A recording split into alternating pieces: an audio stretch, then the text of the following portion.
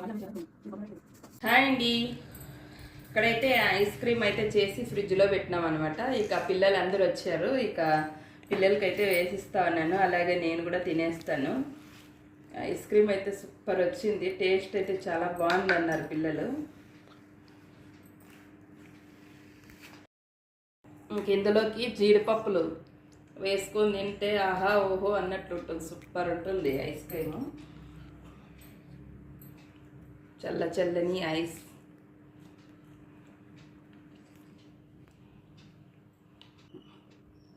Taste అయితే చేద్దాం.